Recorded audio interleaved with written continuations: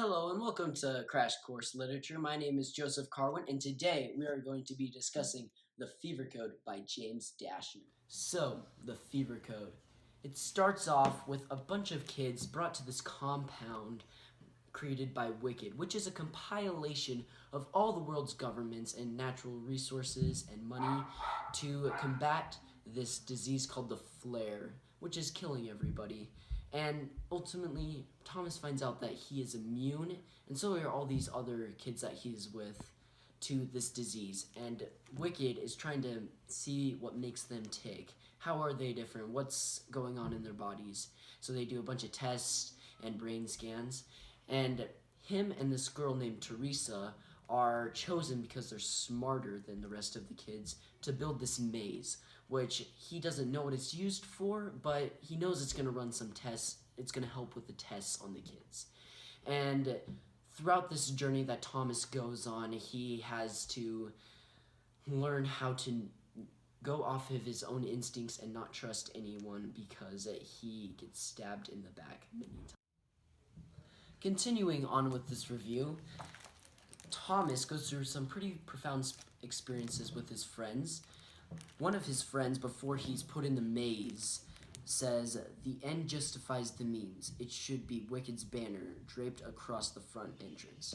This quote is really good because it shows that Wicked is doing all these awful things to all his friends, the immune kids, to see what the disease is wrong, but they're torturing them and they're killing his friends. And the end goal is good, to save humanity, but the way they're doing it is completely wrong. And this sparks Thomas's need to stop Wicked from doing all these terrible things. Later in the book,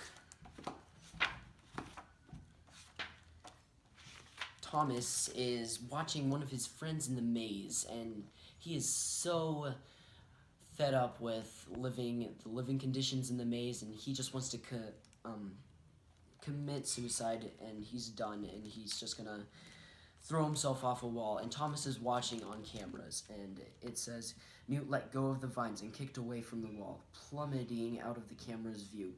All Thomas heard was the rustling of his movement, and then in the distance a hard thump." This is what really pushed Thomas over the edge, and he decided that Wicked was doing everything wrong, and he began to plot against Wicked and stop all the maze trials.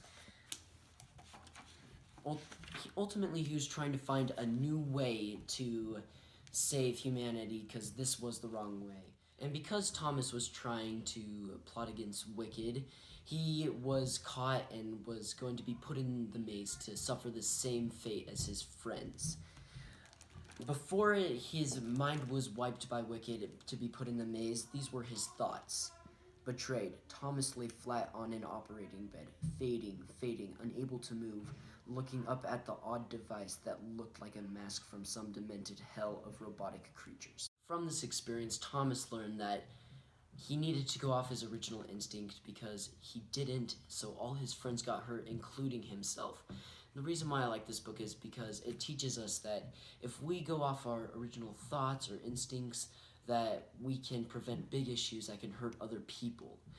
And if we don't, then seriously bad things could happen.